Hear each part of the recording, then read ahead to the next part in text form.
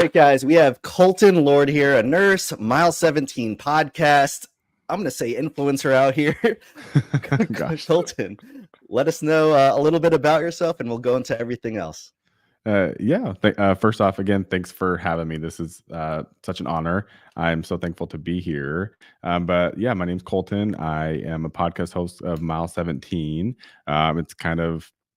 It's been a fun journey with that. It's as you know, it's a ton to learn with podcasting. And then as far as my day job, I'm a nurse. I actually wear quite a few different hats in the nursing realm. I'm from Arizona. That's where I was born and raised. Lived out there until I was 25. I'm 28. So I've been out here for like 3 years. I moved to Boston. So that's where I'm currently living, is right outside of Boston. Perfect. And before we get into everything, I really want to say thank you again. I know we talked a little bit before we recorded, but you really helped me out with the whole podcast thing, getting it on Spotify and just trying to figure out everything. And we didn't even know each other, and then you're just like so helpful. So I want to say I really appreciate you. Yeah, of course. I mean, that's the power of social media, right? It's just like connecting with people, and like I said, I mean, the podcasting world it's a lot. It's so much to learn, and I feel like I've only scratched the surface. Like getting everything posted out to like Spotify and Apple is just like the beginning. So yeah, I'm still trying to figure out everything, and I'm sure I'll be DMing you again. Yeah, like, sure. How do I do this? Yeah. Always just let me know. So you started off in Arizona. That's where you graduated nursing school as well? Yep. I went to Northern Arizona University in Flagstaff. It's about 2 hours north of the Phoenix area. So, and then did you start off doing your nursing career there as well? So my last semester of nursing school, I was actually able to move from Flagstaff down to the Phoenix area. That's where I did like my capstone, and so my first nursing job was actually in the Phoenix area. It's like suburbs of Phoenix and Mesa. The unit that I had precepted on was like a med-surg unit, but it was like kind of unique because it was also like a behavioral health unit as well. So basically, it was not a fun place to start. I can tell you that. It was basically patients that came to the hospital that had like acute illnesses that like needed to be treated medically. If they had that secondary like psych component, they were put on this unit. Like it was technically a locked unit. So you had, it was very interesting. Like you had like, it sounds scary. It was, because you had like, again, like these behavioral health patients, and they're not all bad, but like the ones that are like, are pretty tough to take care of. Then on top of it, like they're sick medically. So it had a lot of challenges. So that's where I took my first job actually. And then I know you also did travel nursing. How long did you stay in Arizona before you started travel? So the way I kind of did it, so that my first job that I had there, I only lasted in that position for 6 months because actually what ended up happening was actually pretty tragic. Was I had a patient who took his own life while I was on shift. And so after that ended up moving to a different unit that my manager had kind of overseen. It was on oncology med-surg unit. Did that for probably years. I think I did med-surg like a total like year and a half. And then from there, I ended up transferring down to the emergency room, which is like was my ultimate goal with like nursing at that point. Like I wanted to be in the emergency room. So once I was there, I worked in that ER for like a year and a half ish. And then that's when I started traveling. And I only really started traveling because we were moving. My husband got a job and it was taking him to Boston. So I only started traveling just to like get a job out here and to like not have to like secure myself, because I knew nothing about the area. Yeah. So I just like took travel gig to like make some extra money and to just kind of get acclimated to like New England. We're gonna backtrack a little bit because a lot of people don't understand the trauma that a lot of us nurses could go through, and you went through that. Someone taking their own life during your own shift, and that's like super hard to go through, and not everyone goes through. We deal with death, but not that extent. So can you go into like how that really affected you to leave that job? Yeah, no, totally. I'm totally cool talking about it now. So kind of like the backstory on the patient, he really was like a super nice guy. Like he was there, like he had like a mental health history, like extensive, like he'd been kind of just like in and out of these facilities pretty much his whole life. Like it was super sad.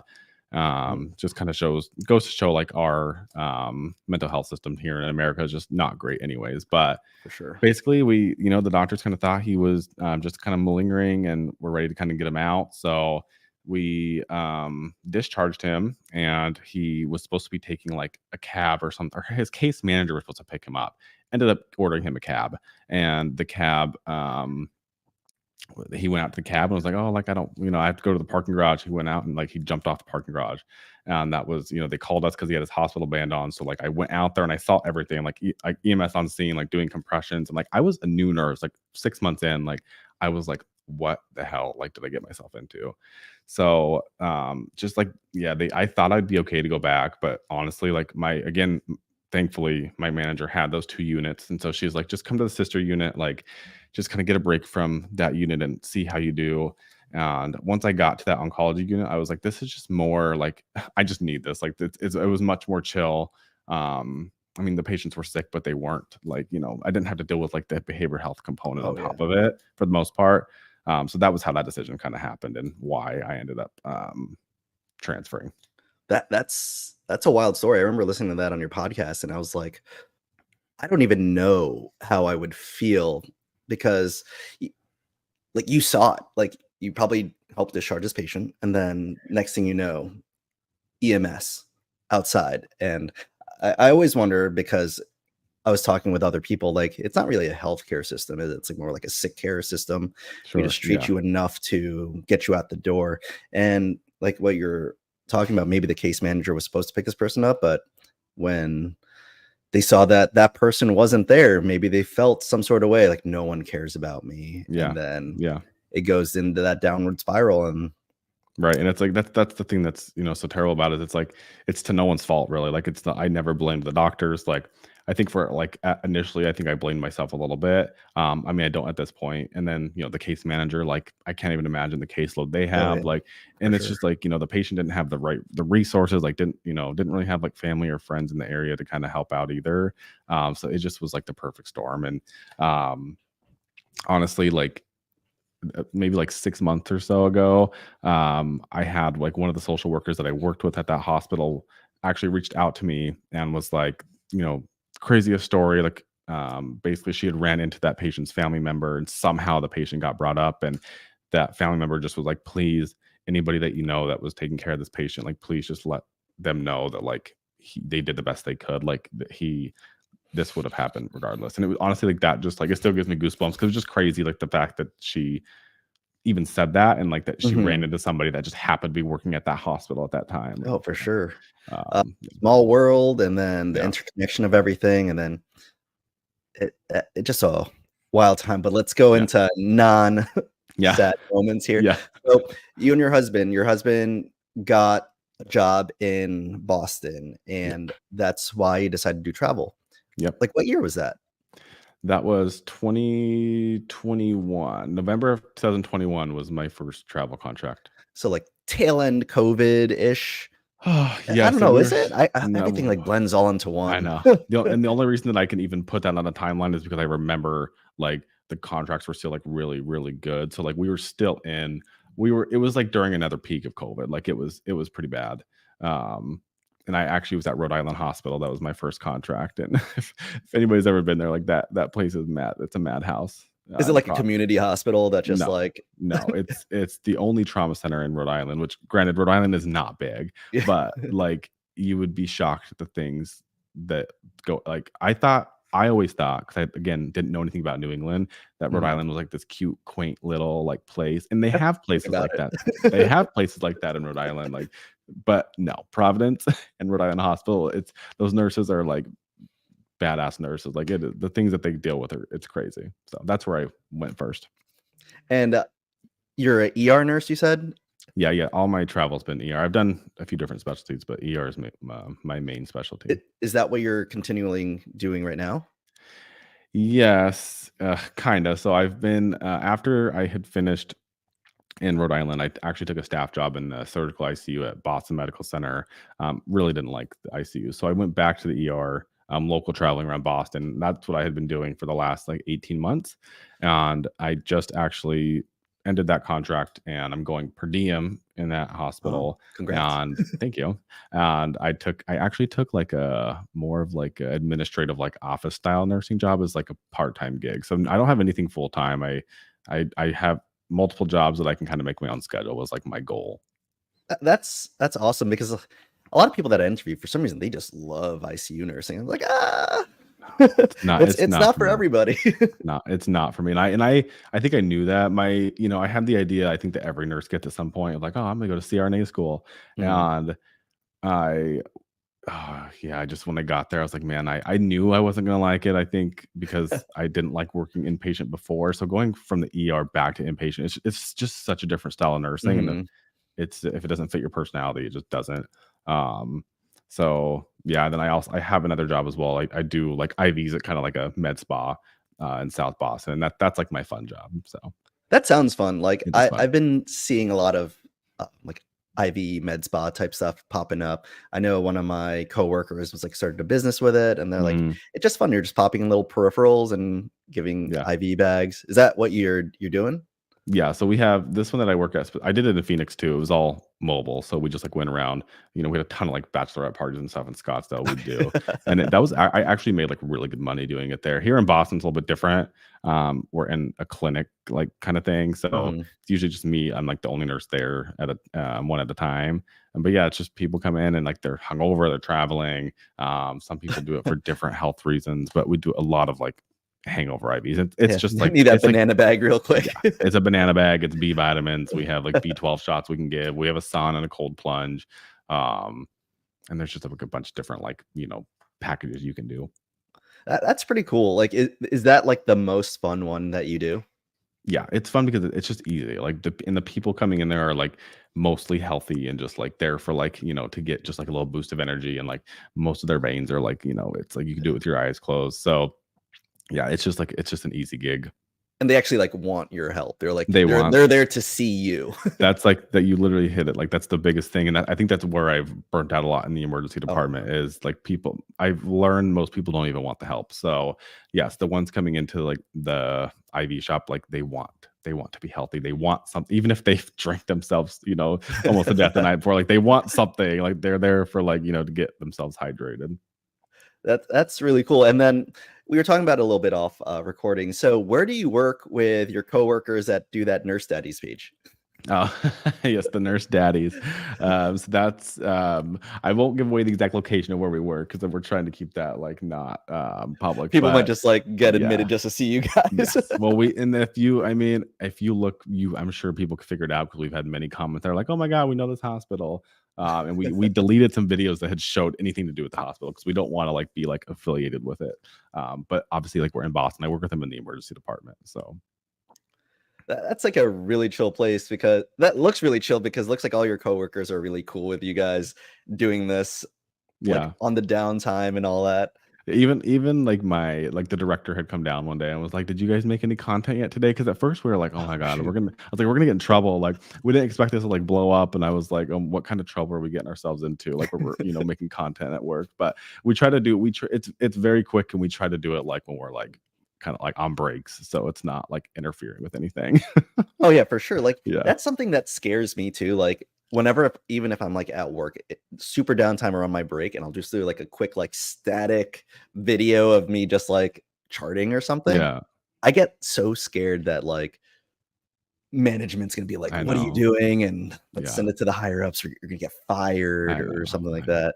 And I think like you do have to be careful and conscious of those things, like because depending on where you work, I think I'm sure everywhere has like their own policies, but we've I mean, again, we tried to make it very known to like our management, like, please tell us like if this is like something that we shouldn't be doing. Oh, for sure. Like, so I also know like a few people at the same hospital that I work at. I'm not going to name names so I don't get them in trouble, but they were making like I guess like educational content. Mhm. How to put in Foley's, IVs, and stuff, just with like the kits and showing them how stuff to do.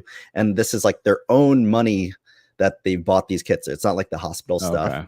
but they like shared it to I guess newer nurses, and then it got wind of by like management, and then obviously now management thinks they're stealing from the hospital, Gotcha. Yeah. or they're like, are you making money off of this? I want my cut because you're showing it to like our staff or something like that. I'm like, what? That's Yeah, crazy. it is crazy. And it's like, that's what I'm saying. Like you have to like, I guess you just have to know like where you're working and what the repercussions are going to be if something like that happens. And those are all things that we've thought about. Like what happens, like if we like, end up making money off this, like how does this work? That's why we've tried to keep like completely like not affiliated with the hospital Yeah. or No using logos any of their anywhere. stuff. Yeah. Turn our badges. Like we've tried to keep it very crystal clear like that. What department do you work in? I'm in the EP lab, so Oh, electrophysiology. oh, cool. Not a lot of people know it, so I always have to Yeah, say it like yeah. that.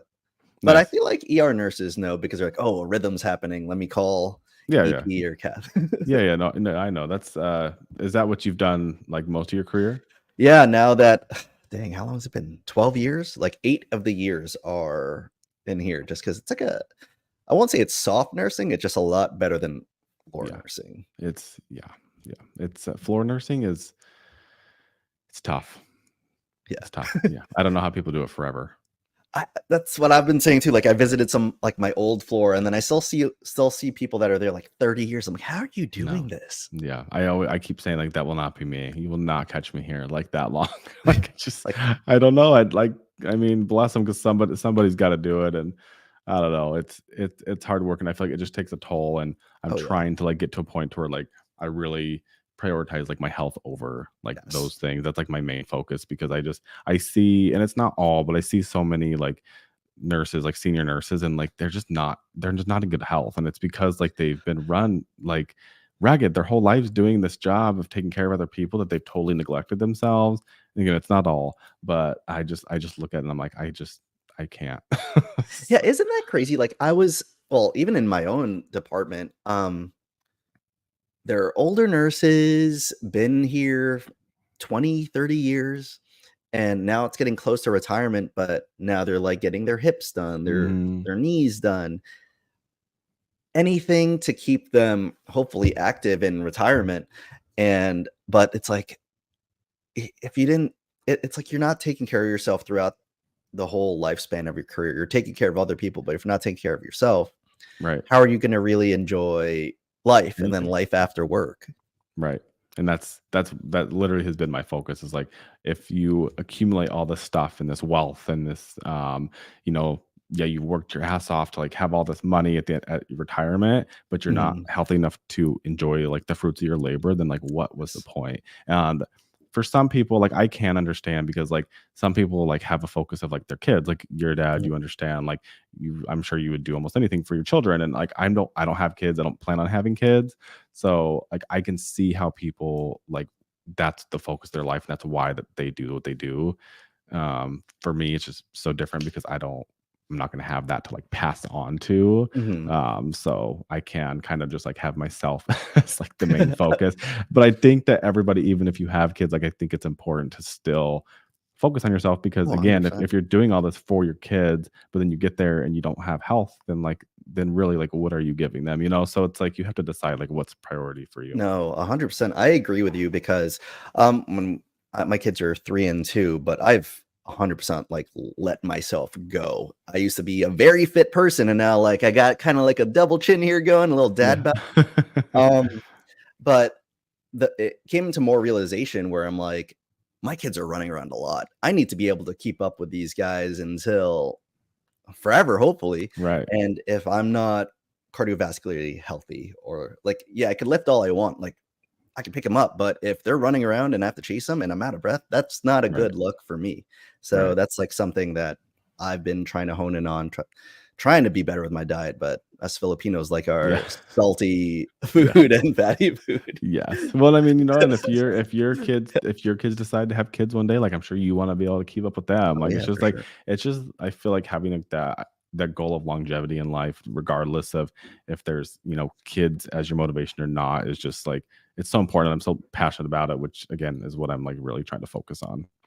And so since we're speaking about like health and fitness, you're a marathon runner. Yeah. I ran a marathon. Still more than like everyone else. I've never ran a marathon. So. Yes, I ran the Boston Marathon in 2023. Yes, because we just had it this year in April. So yes, I ran it last year in 2023, which was the motivation for Mile 17 podcast. Mhm. But I did 2 half marathons as well this year so far. I did Brooklyn, and then I did one north of Boston, and then I'm training right now for Honolulu. So that'll Oh, be my that's second dope. full marathon in December. My husband's from Hawaii, so we make the trek back there quite often. That's awesome. Yeah, I just was following your Instagram and I was like, oh, are they in Hawaii? That Yeah. looks awesome. Yeah, we usually try to go at least once a year. This year it'll be twice because I signed up for the marathon. I'm like, darn, we have to go back. Darn. Oh well, we just got to go Yeah. back to paradise and I get a workout while I'm there. Right, exactly. So what made you like choose running? Like I know like, well, not just running long distances. It's a great question, honestly. I so when I was younger, like when I was in high school, I ran track and cross country, but like even when I look back, I'm like, wow, I used to think that was like so far. And to some people, it might be. Like a race for cross country was like 3 miles. It was a 5K. But I Is don't that know, really like that's all it was in cross country? I felt like yeah, it's a really. 5K. Yes, it's I think it's 3.1 miles. It's like a race, but you're booking it. It's Oh not, yeah. like you're the fastest 5K I ran in high school I was a freshman, and then I never had a faster race than that. I ran it in like 18 something. So it's like that's like Jeez. 6 minute miles for 3 miles. Like that's fast. I Yeah. couldn't do that now. I would hurt myself. But I don't know. I'd honestly, it was just something that I like needed something to work towards. And with Boston, like you can't just sign up and run the Boston Marathon. Like you have to either qualify or you have to get a charity bib. And so I was working at Mhm. Boston Medical Center. They have charity bibs that they can give out. So you apply for it and they kind of interview you and then they choose people. So I had done that, and I had to raise like $7,000 for their organization. And if you don't raise, you give them your credit card. So if you don't raise the money, they charge your card because Oh like shoot. because like they need the money. That's why they're doing it. It's like it sounds kind of like an asshole move, but like there's a reason that they do it. Sorry, I don't know if I can cuss No, on you here, can curse but all you want. so that's kind of how I got into it. And then once I finished, I was like, I will never do this again. And then I've now signed up for all these races. That's I didn't know that's how it worked. I knew there was like you have to like qualify or something like that because I have a few friends that like run a bit. They're like, oh, I have to volunteer here and there just Yeah, that goes towards something. I was like, what? You have to also spend your time yeah. volunteering X amount of hours to qualify for running around the city.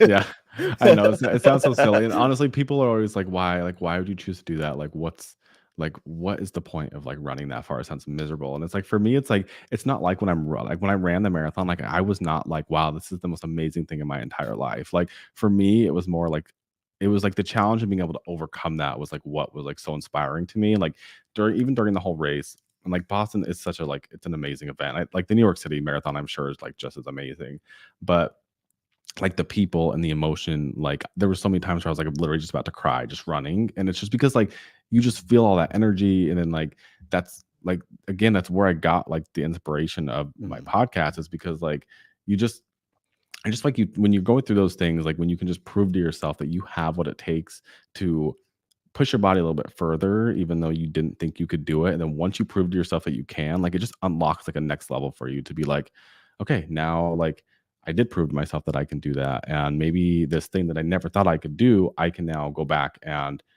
try to achieve now that I know that like I can do these like really difficult things. I like that. I like that a lot Yeah. because I don't see myself ever doing a marathon, but maybe I'll start with the smaller races and because I'm Yeah. just slowly work my way up to it. But let's go into a Mile 17 podcast. The Yeah. inspiration was the marathon. Yeah. So how did it start? So as far as mile 17 goes, I've talked about this a lot, kind of just like on my podcast, and my platform is just when I got to mile 17 specifically, I that's where my sister and her boyfriend had come in from Tennessee. My husband was there. So they were kind of like my support group. And so when I had like seen a couple people throughout the race, but like that was like that's where I was trying to get to like see them. Mhm. Plus they also had food for me, snacks. So once I passed that point, like it was like instantly I was like, oh shit, like I still have like what was that like 9 miles to go. Oh, jeez. And yeah, and like when you think about it that way, it's like I've already been running for hours. I have 9 miles. I have now nothing else to look forward to except for just finishing the damn thing. And and that's kind of like what I was just talking about, to where like I had to like it was like either I stop and I just like call it quits and just be good, or I like have to find that next level and just like keep going. And for me specifically for that race, like the furthest I ever ran before the Boston Marathon was 10 miles, and it's only because I had injuries. Like I was Okay. my training was not good. Like I had no idea what I was doing. I was not taking care of my body, and I was working. My contract I was working was 48 hours a week. Like Oh, dang. it was not ideal training. Yeah, and so I just told myself like if you can just get to the start line, at least you can give this thing like the best shot you got, and that's what I did. And towards the end, I was basically crawling, but I finished. So So for the training, I was always told like if you're doing like a half marathon or a marathon, you don't actually train to like your training never goes to the amount of miles that right, you're running for. that's So true. you did less than half. Yes, And yes, then yes. what's training supposed to be like? They gave us like some training guides. We actually had like there's a coach here, Coach Fury in Boston. He's actually has like a ton of good programs on his website. If you're ever wanting to run a marathon, just Google Coach Fury Boston. I'm sure he'll come up. But I think the longest run on there because they have like beginner, they have like different tiers depending on like your level of experience. I think the longest run was like anywhere between like 18 and 22 miles that we were Oh, supposed to dang. do before. And like they have a whole training program for you you're supposed to follow, but again, like with my work schedule and just like my like just like the injuries I had, like I was like I can't follow this. Like I'm just gonna have to do the best that I can. And I really don't recommend that because I think it made it more miserable than it had to be. But I tell people, like I had a friend reach out the other day asking like, oh, I want to run a half marathon. Like, what do you recommend? And I just was like, honestly, like listen to your body. Like have an idea like of the miles you want to run, and here's like a basic outline I can give you. But like the best thing to do is listen to your body because I mean it'll tell you like what you can and can't do. So after that mile 17, what was going through your head to finish?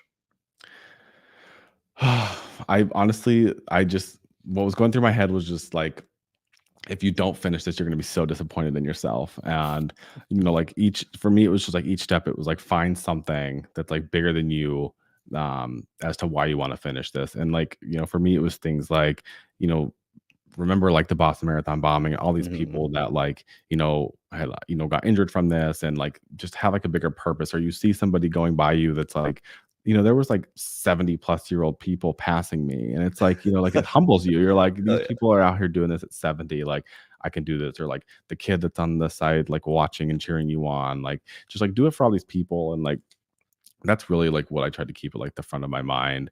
And then obviously like doing it for myself as well. Like I just knew if I could just like finish that, I would be like so much more proud of myself. So Yeah, that's really cool. A lot of people always quit on things, and I always see it with like runners or for some reason like even like CrossFit.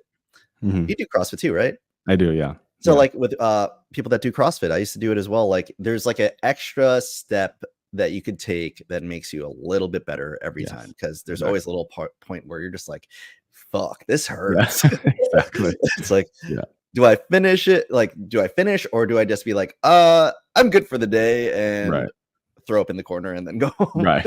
Right. And I think like I think that it's just knowing yourself and like knowing your body is like the best thing you can do because for me, like there are times where like quitting is probably your best option. Like there's times like if you're having like a ton of pain, like quit, like call it quits for the day, like don't run through things like that. Um, and you can translate into that into life as well. Like if there's something that you've just been like working towards and like you just like know deep down like it's not actually what you want to do or that like maybe it just like wasn't meant for you. Like I feel like just like allowing yourself to quit without shaming yourself is like a huge thing to be able to do rather than just like doing something because you thought it's what you wanted. But once you started doing it, you're like, actually, I really hate this and I don't want to do this. But again, that comes with like knowing yourself. Cause like what you're Mhm. saying, like if you just like give up, then it's like, okay, well, did you give up prematurely? Did you give up because it was hard? Or are you just quitting because you're like, yeah, this is like not for me? Yeah, that's like something that's going through my head right now. It's like, I can't break into the top 20 of this Yeah. voting. Keep going with it. I Keep was going with like, let's keep it. posting this stuff. Should I Yeah. quit? I don't know. Send it to everybody you know, and then tell them to send it to somebody they know. Yeah, I've been posting everywhere. I'm like, Yeah. just vote for me, please. Yeah. Um, but Yes. that's beside the point. But you're going per diem in nursing. Yeah. What made you do like the whole like I'm not gonna do full time, not gonna do part time anymore. What It made the shift change? it took me a lot to get to this point, and it was honestly like I had the cliche golden handcuffs. Like I could have kept extending at this Mhm. contract for honestly forever. Like they always have travelers. I'm local, so I'm not taking stipends. Like I could just keep going. Um, but So before I cut you off real quick, how does that local traveling work? Oh, it's literally they just give you an hourly rate. So, like, you're not since you're not Oh, getting anything tax free, like, you don't have you don't none of the rules apply to you as far as, like, staying somewhere for, like, 364 days, like, whatever it is that people have to leave so they don't, violate tax laws. Like, I'm not getting none of my all my pay is taxed. So, is it um just a higher hourly wage than everyone yeah. else? It depends on where you work. So, I mean, honestly, Boston pays pretty decent for nursing. Like the top tier nurses at my hospital are making like 90 something an hour. Oh And shit. then, and I wasn't, I started around that local traveling. By the time I was done after 18 months, I was making like 70 an hour. But the thing with the specific hospital that I work at is they, like, especially these staff nurses, which is I think why they stay there for so long, is they pay them so much money. Like they in an ER, you can do increments of 4 hours. So like if you're working, say you work at 12, so many of them do 16-hour shifts because those if they stay the extra 4 hours, they get double time. So then those top tier nurses are making like 180 something dollars an hour. And I would they do just that in New York if they allowed that. Holy crap. and they literally just, like, throw money. Like, the nurses that have again, that are at the top are making, like, clearing 200,000 a year easy. I did not know that. I thought it was only Northern California that does that. No, Boston actually pays pretty well, and this hospital specifically, like, they just have good incentives as far as, like but you have to kill yourself to do it, Oh is yeah, that yeah. yeah. I would do it like once every now and then No, if I really needed money, but no. like a nice little double time. That's a solid incentive. And It sorry, is I cut you off. especially no, it's okay 'cause it's important to talk about. I mean, especially, like, if you're trying to go, like, on a vacation or you just, like, need to pay something off, like, you have the ability, if you can just, like, put your head down and just, like, get it done to just, like, make that extra cash, That's so, only like one extra med pass. yeah. Well, in the That's ER, how. there's Oh not yeah, really a med pass, yeah. I keep forgetting that you're in the ER. That's as many admissions as they give you. Well, with all these patients boarding in the ER, it is pretty much like a med pass now, so, Oh yeah, like the yeah, hallway patients, yeah, yeah, everything. Sorry, mhm. I interrupted you before, and my brain actually forgot what we were talking about. I totally forgot what you were talking about as well. You had asked Uh, me I don't we went remember. per diem, Oh, the why comfortability. yeah, Yes, why I decided to go per diem? Is that what I was talking I about? think so. Yeah. Oh, yeah, because I have the golden handcuffs. Yes, here we are. And so, yeah, I got to a point where I was just, like, super, super burnt out, and, I started to really feel the effects just, like, in every part of my life, and I was like, "Something needs to change," and then on top of that, like, they started rotating me to nights, which Oh, I've, like, made a very strict rule with myself not to do because it's, again, health, I just can't. yeah. Call me a diva, I don't care, I just can't do it. So, I worked my month of nights. I bitched the entire time, but I did it. And that's when I was like, I can't do this. So I ended my contract. I took this other per diem job, this like administrative kind of role that I have. They call it administrative, but I don't know. I don't really feel like it is. Um, and I took that per diem as well because if I took a staff job, they wanted me to rotate to nights. And I told them no. So I took per diem. And then once I started, after like a week, they're like, okay, if you want to stay part time, like you can do a day evening rotation, which I'm totally cool with. So I actually took a part time job there, 24 hours a week. 24 hours a week. That's not bad. Yeah. And And like then the evening is like what shift is that? It's not overnight, evening, right? no. So my options are like I can do start at 7 a.m., 9 a.m., or 10 a.m. And then the latest I'll work is like 10 p.m. unless I choose otherwise. So Nice. So yeah. so what's your plan outside of nursing? My plans. So what I would love is to be able to just do my podcast. I'm actually in process of I'm writing a book. Awesome. And so I'm really trying to get more into like the creative realm. Like I would love to have some kind of like entrepreneurial journey that I want to go down. I haven't just figured out exactly how to do all that yet or what I want to do. I don't want to rush it. So that's like what I've really been working on and trying to focus my time on and not because I've been putting way too many hours in the hospital and like nursing, just trying to, 'cause again, money, motivated by money. So like I'm trying to like learn to not work so much doing that and invest more time in like the stuff that like I love and I actually actually moves want to you. do. Yeah. Mhm. That's yeah, we could always go back to how I feel like we have like a similar mindset where we don't want nursing to be our personality. Yeah. Like day in, day out nurse. That it's No. not it for me. It's No. not. No. So That's what I mean, even like I've tried to be very conscious of that, even in like my podcast and just like my personal account and platform is like I'll include nursing things, but like I'm trying not to have nursing as like my like main focus because like I don't when I look at like the future and like what I want for my life, like I honestly just don't see this as like a long-term thing for me. Like maybe it'll mhm. always be something that I can like keep, dabble my feet in and like again, like with my per diem job in the ER, like the requirements are so minimal. Like I only have to work 4 4-hour shifts a month there. Oh, what? So it's like I could keep that for as long as I want.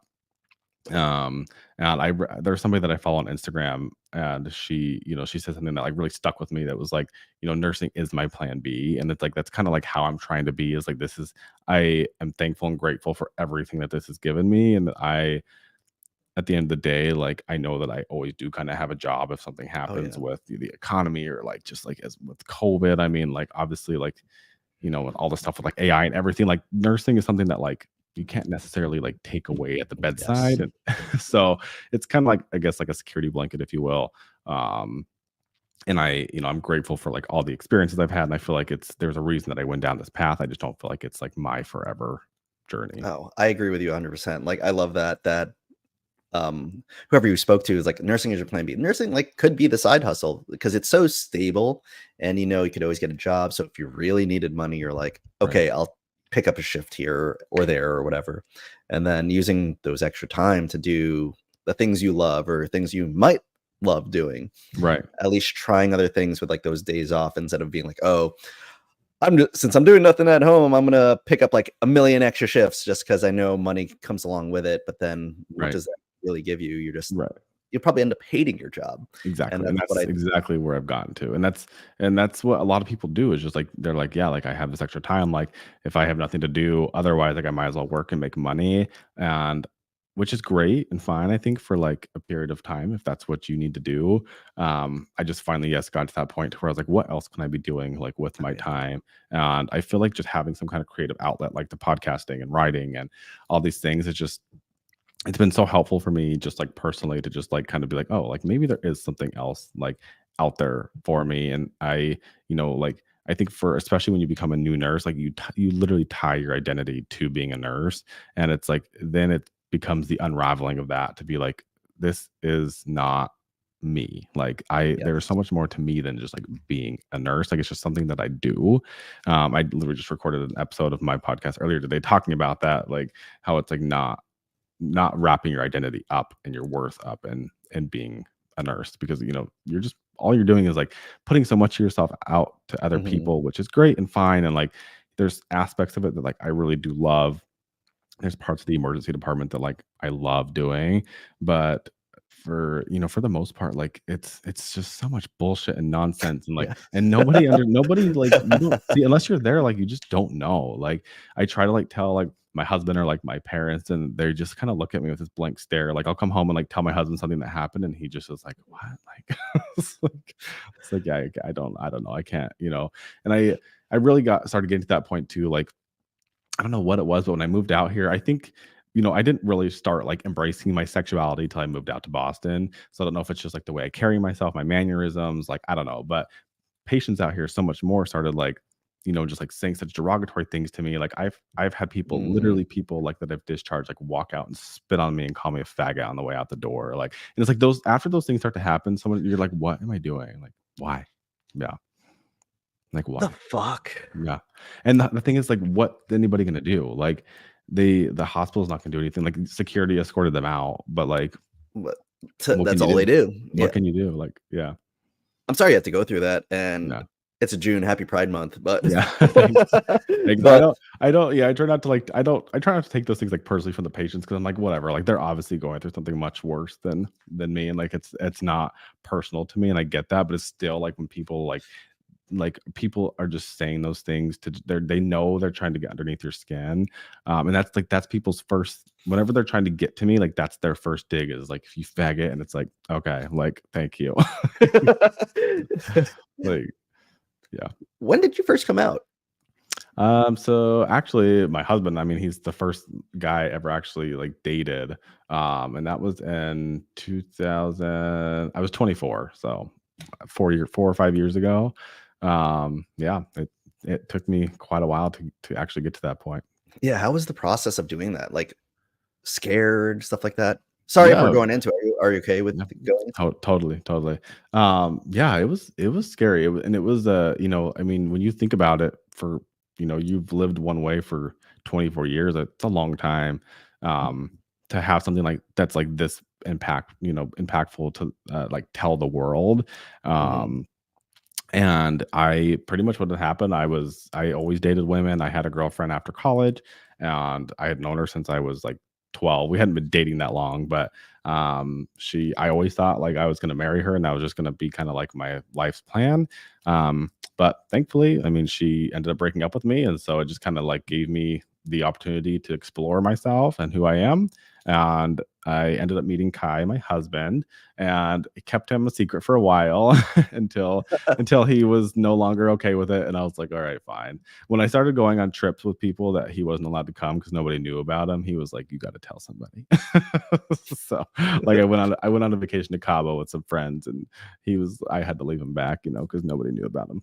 Um, Did your friends know that you're gay? no, nobody. Oh, snap, like, no one. No, I never told a single soul until it was it was literally, again, it's like I can like timestamp things because of COVID. It was in March of 2020. It had to have been. I was at a wedding, and it was like with all my friends from nursing school.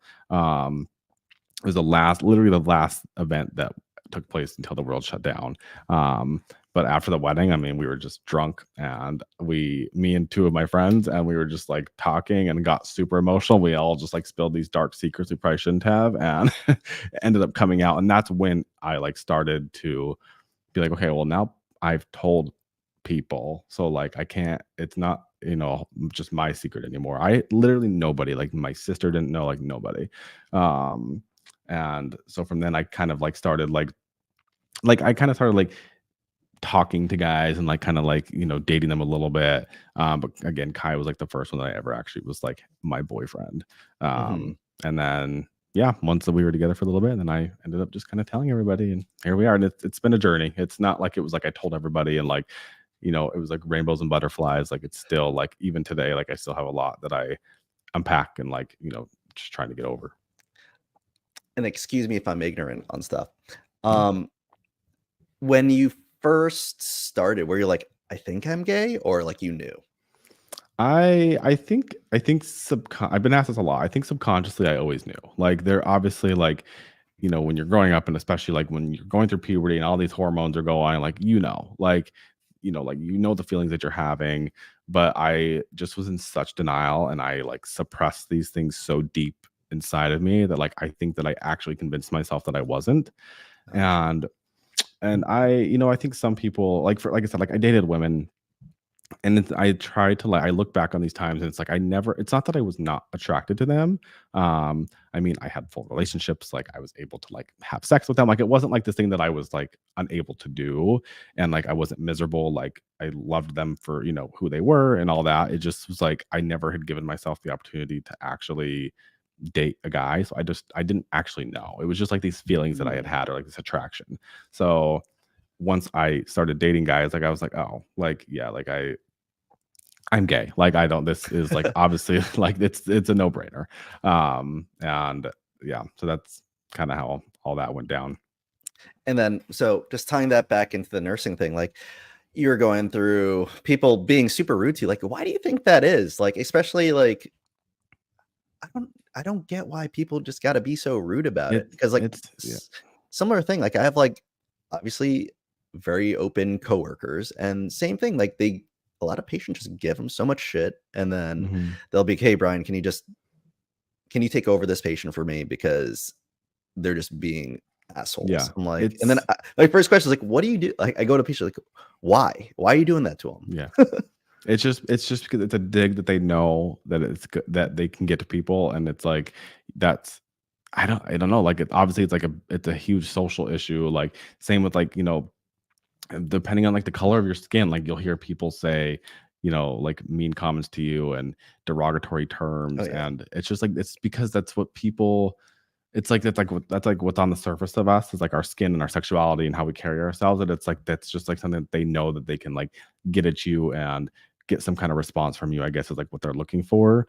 Because they're upset for whatever reason that may be. Like the girl that I discharged that spit on me was mad because I I took over shift and she was passed out, whatever. Grabbed her phone. She asked me to charge her for her. So I was charging it and I gave it back to her and it wasn't charged enough. And I was like, well, you got to go. Like, they let you sleep overnight. Like, we're getting busy. We need this room. You got to go. Like, you're lucky you're not in the hallway.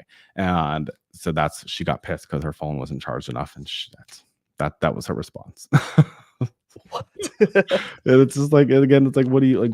You can't do anything. Like, Yeah, all I could do was like, obviously, I was pissed, but like, all I could do was walk away because I was like, what am I gonna do? Jump across a nursing station and tackle this person to the ground? Like, I can't do anything. So, yeah, it's like just go, just just go. leave. Let's just I'll go our wash separate myself up. ways. Like, yeah, exactly. Like, it didn't But get if in I my see you in the eye. streets, though, Yeah, exactly.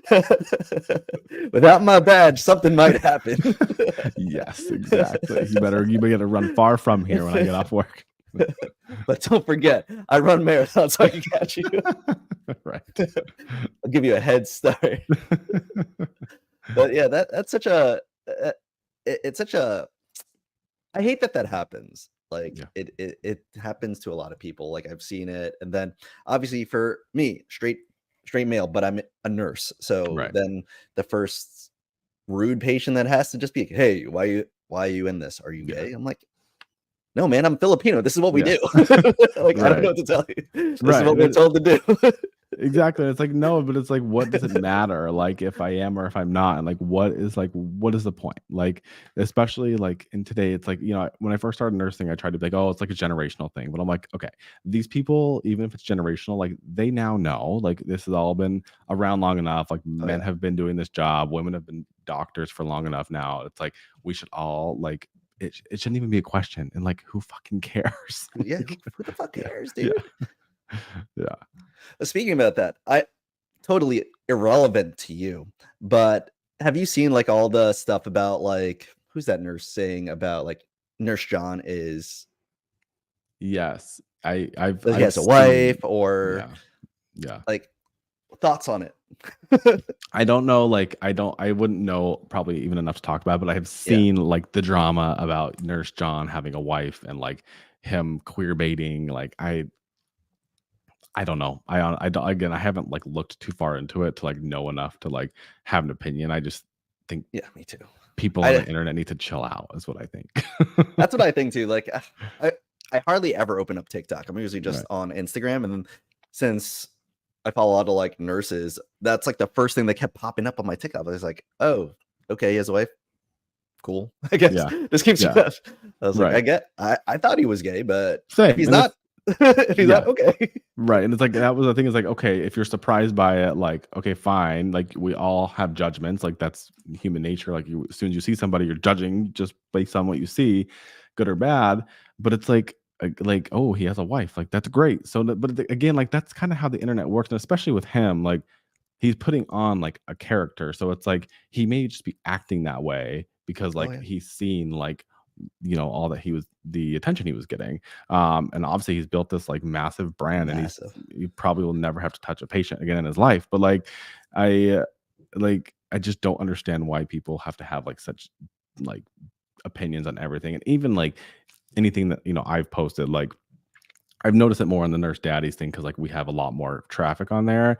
It's just Mhm. like people will just like say the craziest things. Like my friend Daddy Dazo, like he gets so much shit on there. He gets great comments, but then like he gets like some evil, like just like Oh mean yeah. ones digging I at always go to the him. comments. I'm like, ah, The other day, someone told me I need to get Botox because of my crow's feet in my eye. I'm like, people are just ruthless. Like they don't like. And then that's what people focus on is like the negative things. And I'm just like, oh my god, it's just the internet. Like I don't care. Oh yeah, like since I post a lot of like memes on mine, they're like, "Oh, you're a disgrace to the profession." I was like, Like, "We like we go through trauma. I like to yeah, laugh at stuff." Like, right.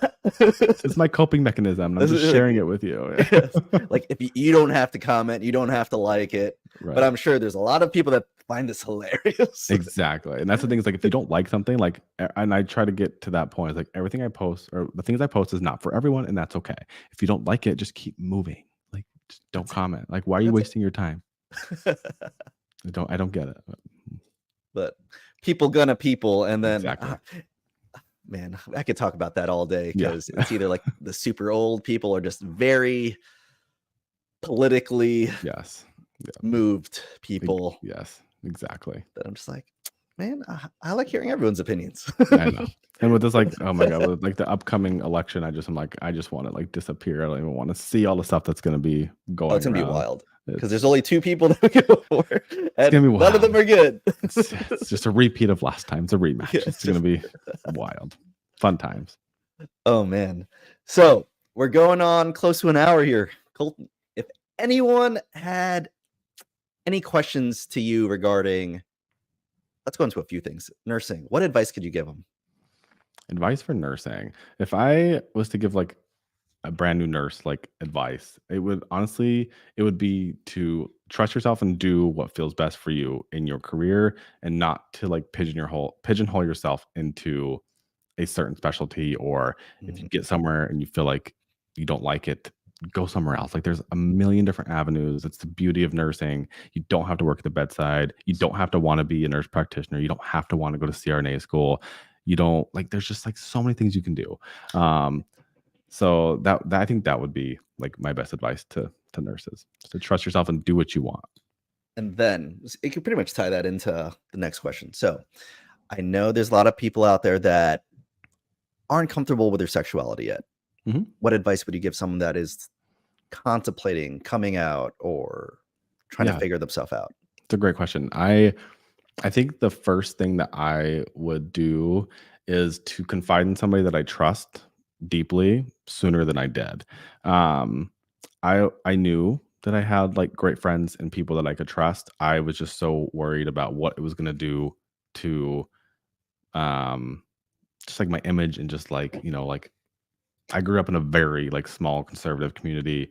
Um and it just was not welcomed there. And so like I was scared. And so I think that would be the first thing to do is just to like find someone to confide in and start very small. Like don't just like blow it out to everybody. Unless like you're cool with that, I guess. But if you've been holding the secret for a while, like you're probably not. Um, and then like give yourself the time and space to just like experiment a little bit and like see like make sure you're comfortable before sharing it with everybody else. Like it doesn't have to be this like big thing that you post on social media just to like get it out there. I actually felt like it was really something kind of like really beautiful that like I was able to kind of share that with just Kai for a little while. Like we had this little moment of time where like nobody knew about it. And so like it was like all the time that we spent together was just for us. And actually it was actually really nice, like in hindsight, to kind of look back at that. And then just like go at your own speed. Like, like you just don't feel like you have to spread it to the world. So, I like that. yeah. Like, man, Colton, this was a lot of fun. I really appreciate you. We finally linked up and Yeah. figured this out. Yeah. And this was a lot of fun. I really enjoyed talking with you. Yeah. Thanks for having me on. It was a great conversation and appreciate you. Of course. And then, of course, I'll be DMing you for all these other questions I'll probably have. Yes. And Yes. Let me know. And I'll see you on the nurse.org podcast because you're going to get your I votes hope up. so, man. I hope so. That'd be fun to do like a roundtable with a few of the people on there. I don't know all of them, but some of them are like super nurses. That's what I'm like scared of. Like they really love nursing. I was like, I don't know. I don't think any of them. I've like looked at some of the names. I'm like, I don't know any of these people. There's like, well, I don't know anyone in the top 10 other than you and Joselle James. That guy's hilarious. I should probably start looking these people up. But like the other ones, like I look at them like, damn, they really love nursing. Like it's like their life. Yeah. And I was Yeah. like, do I fit in? Well, that's the best is like I don't want to fit in. I will just bring my own flavor to it if I'm able to even do it. That's So, why I said with like a lot of the, I guess that's what I like about the podcast. I'm making a lot of friends. I consider you a friend now. yeah. I said that if I get on there, they might not like it, but I'm gonna have a guest on every time, and we're probably gonna do something like this. We're just gonna talk. Yeah. And And that's just everyone becomes a host if I get on there. well, that's what would make it good though, is like to not just like nobody wants to get on there and just like listen to just like boring nursing shit. Like Oh, it's like 100%. for me, it's like it's the real life stuff and like the what makes us human and like you can tie nursing into that and make, help integrate it. But nobody wants to just like we deal with it enough. Like I don't want to just come on here and just like talk about what I do at the hospital like all day.